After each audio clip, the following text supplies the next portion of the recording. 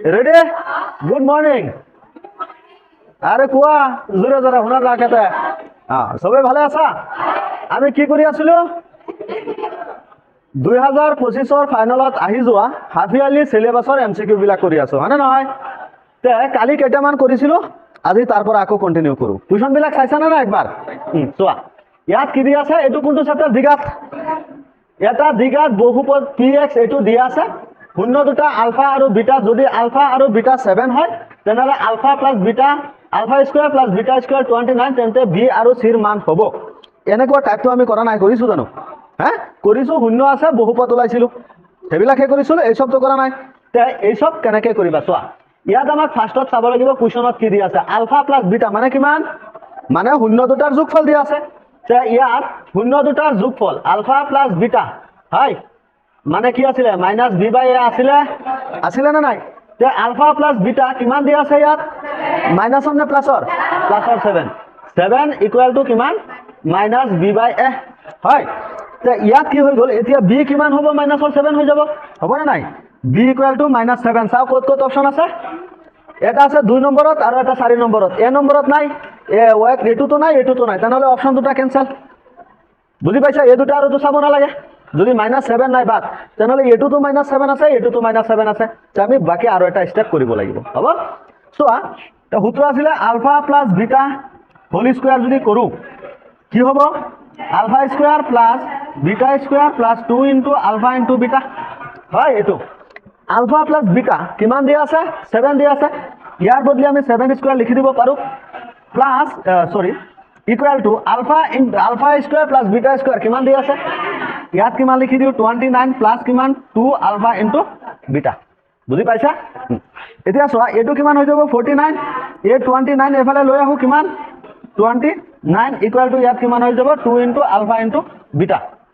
এতিয়া চোৱা, ইয়াত কিমান থাকিব? 20 থাকিব না নাই? 20 equal to 2 alpha into beta. এতিয়া কাটি দিও, 2 কেইবাৰ যাব? 10 বাৰ যাব না নাই? Alpha into beta. এতিয়া চোৱা, আলফা ইনটু বিটা মানে কি? শূন্য দুটাৰ পূৰণফল আছিল না নাই? পূৰণফল কি হয়? সি বাই এ। এতিয়া সি কিমান হ'ব? 10। বি -7 আৰু সি কিমান? 10। কোনটো অপশনত আছে? নম্বৰ অপশনত আছে। বাস হৈছে, বুজি পাইছা? লিখি লোৱা জলদি।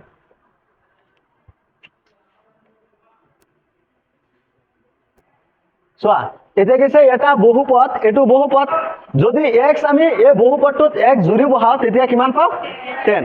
আৰু যদি 1 বহাও কিমান পাও? 15। তেনেহলে ওলাব লাগে কি? a plus b plus c। চোৱা, x বহুপদটোত x কিমান বহাবলে? 0 বহাই দিও। p 0 কিমান? a 0 cube plus b 0 square plus c 0 plus কিমান? d। ইয়াত কিমান পাও? 0 বহালে কিমান পাও বুলি কৈছে? 10। তে ইয়াত চোৱা, এইটো 0 হৈ যাব, এইটো 0 হ'ব, প্লাস কিমান হ'ব? এইটো 0 হ'ব, থাকিব কিমান? d। ইয়াত 10 ইকুয়াল টু d কিমান পাই গলো? d 10 পাই গলো। আকৌ কিমান বহাব কৈছে? যদি আমি 1 বহাও তেনেহলে কিমান পাও বুলি কৈছে? 15 পাও বুলি কৈছে, হয় না নহয়? তেনেহলে 1 বহাই চাও।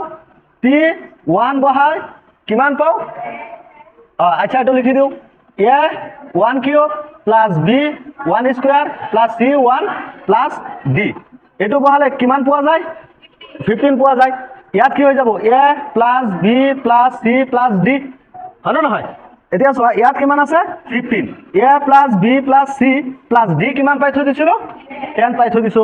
এতিয়া চোৱা, 15 minus 10 equal a plus b plus c হ'ব না নাই? এইটো তাহলে ইয়াত কি হ'ব? 15 পৰা 10 যাব, কিমান থাকিব? 5 থাকিব। a plus b plus c, তে a plus b plus c কিমান পাই গলো? 5 পাই গলো। সো আছে না? a plus b plus c কিমান? 5। 3 নম্বৰ অপশন কাৰেক্ট।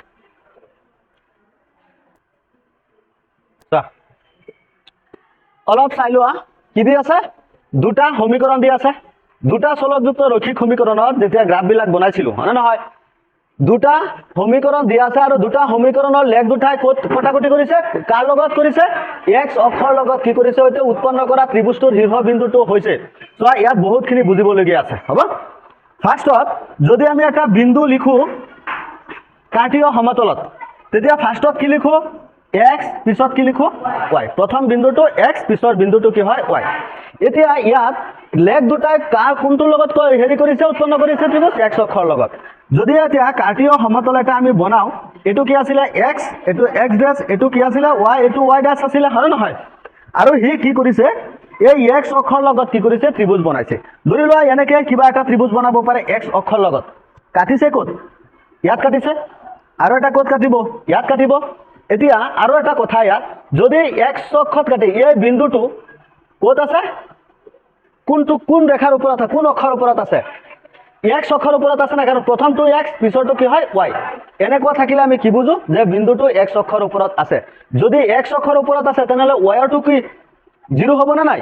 যদি চোৱা ইয়াত কি হৈছে, এইটো এটা বিন্দু, এই বিন্দুটো কাৰ ওপৰত আছে, এক্স অক্ষৰ ওপৰত যদি আছে তেনেহ'লে ৱাইৰ ওপৰত গৈছে না বা তলত আহিছে না, নাই আহা। তেনেহ'লে আমি কি ক'ব পাৰো, ইয়াত এক্স অক্ষৰ ওপৰত আছে। এক্স অক্ষৰ ওপৰত থাকিলে আমাৰ স্থানাংক কি হ'ব, x0, আৰু ইয়াত কিবা এটা হ'ব x0, হয় নে নহয়? ইয়াত কৈও দিছে এক্স অক্ষৰৰ সৈতে উৎপন্ন কৰা ত্ৰিভুজৰ শীৰ্ষবিন্দু হৈছে। যদি এক্স অক্ষৰ ওপৰত কৈছে y কি হ'ব, 0 হ'ব, তেনেহ'লে এইটো এটা বহাই দিওঁ, 4x minus y minus 8 equal to 0, 4x minus y 0 হৈ যাব না নাই? কাৰণ কাৰ কোনটো অক্ষৰ সৈতে আছে, এক্স অক্ষৰ সৈতে আছে। তেনেহ'লে ইয়াত 0 minus 8 equal to 0, ইয়াত চোৱা 4x, এই মাইনাছৰ 8 এইফালে আহি যাব, তে কি থাকিব, ইয়াত 2 থাকিব, x ইকুৱেল টু এটা কি পাই গ'লো আমি 2, তাৰমানে বিন্দুটো কি হ'ব, এটা 2 আৰু এটা 0, 2 0, তেনে এটা স্থানাংক কি হৈ যাব 2 0, বুজি পাইছা? পিছত আৰু এটা সমীকৰণ দিছে, তাতো কি 2x minus 3y plus 6 equal to 0, 2x minus 3 into 0, কিয় 0? কাৰণ x অক্ষৰ সৈতে আছে, y কি হ'ব 0 হ'ব, plus 6 equal 0, 2x এইটোতো 0 হৈ যাব, তে 0 হৈ গ'লে এইটো এইফালে লৈ যাওঁগে মাইনাছৰ 6, এইটো কেইবাৰ যাব, 3 বাৰ, এটা আৰু এটা x কিমান পাই গ'লো, মাইনাছৰ 3, তে ইয়াত যোনটো বিন্দু হ'ব এইটো মাইনাছৰ 3 আৰু এটা 0 হ'ব, হয়তো বিন্দু এইটো, হয় নে নহয়? মাইনাছ এইফালে আহে নে নাই, হা? তে ইয়াত কি হৈ গ'ল, এটা মাইনাছৰ 3, এটা 0 আৰু এইটো প্লাছৰ 2 0 হৈ গ'ল। তে এই বিন্দুটোৰ স্থানাংক কিমান আমি যদি গ্ৰাফত ভালকে নাখো গম নাপাম, তথাপিও ইয়াত আমি এটা আইডিয়া লগাম। চোৱা, ইলিমিনেশ্যন মেথড এটা কয়, কেনেকৈ হ'ব চোৱা, যদি এক্স অক্ষৰ ওপৰত আছে তেনেহ'লে কি ৱাইটো 0 হ'ব, হয় নে নহয়? যদি ৱাই 0 হয়, ইয়াত কি আছে, x 0 দি দিছে না নাই? ফাৰ্ষ্টত x 0, ইয়াতো কিমান আছে, x 0, তেনেহ'লে তো এইটো অপশ্যন নহ'বই, হ'ব জানো? ইয়াত কি আছে, আকৌ চোৱা এটা আছে, x 0 দি দিলে নহ'ব। এতিয়া অপশ্যন বাকী কেইটা আমি চেক কৰিম। চোৱা, ইয়াত কেইটা পালো বিন্দু, এটা 2 0 আৰু এটা কি -3 0, এই দুটাতো থাকিব লাগিবই, লাগিব না নাই? আৰু ইয়াত যিকোনো এটা বিন্দু হ'ব পাৰে। চাও এই দুটা কোনটো অপশ্যনত আছে, তো এক নম্বৰত 2 0 আছে, 3 4 3 0, মাইনাছৰ 3 পাব লাগিব আমি, তেনেহ'লে অপশ্যন নম্বৰ এও কেঞ্চেল হৈছে। ইয়াত কি আছে চোৱা, মাইনাছৰ 3 0 এটা পালো, আৰু এটা কি 3 4, এইটোতো আমি ইয়াত পাম, হয় নে নহয়? আৰু এটা 2 0, তে অপশ্যন কোনটো হ'ব, এইটো হ'ব। তে আল্টিমেটলি এইটো ক'ত হৈ যাব, ইয়াত হৈ যাব তোমাৰ 3 4 হৈ যাব। বুজি পাইছা কথাটো, যে আমি কিছুমান বস্তু যদি এইবিলাক কৰিবও নোৱাৰিলো, আমি অপশ্যন চাই পেলাই কেনেকে কৰিব পাৰিম। বুজি পাইছা কথাটো, বুজি পাইছা নহয়? অপশ্যন এলিমিনেট কৰি কেনেকে কৰিলো, কি আছিলে ফাৰ্ষ্টত চোৱা, যদি এক্স অক্ষৰ লগত কৈছে তেনেহ'লেতো ৱাই 0 হ'বই, তে যদি ৱাই 0 হ'ব তেনেহ'লে এইটো অপশ্যনত কি দি দিছে, x 0 দি দিছে, তেনেহ'লে অপশ্যন এইটো কেঞ্চেল। এইটোতো দেখা গৈ আছে কি দি আছে, এক্সত 0 দি আছে, তে এইটো অপশ্যন কেঞ্চেল। পিছত আমি এই সমীকৰণ দুটাত ৱাই 0 বহাই পালো, এটা বিন্দু কিমান পালো 2 0, আৰু এটাত কিমান পালো -3 0। চাও অপশ্যন ক'ত আছে, এইটোত কিমান আছে 3 0 আছে, কিন্তু -3 0 হ'ব লাগিব, তেনেহ'লে এইটো অপশ্যনো কেঞ্চেল। বাকী -3 0 আৰু 2 0 পাই গ'লো, তে দুটা অপশ্যন যদি সহি হৈছে এইটো হ'বই, বাকী তিনিটা কেঞ্চেল, এইটো হ'বই লাগিব, হয় নে নহয়? বুজি পাইছা কথাখিনি, লিখি ল।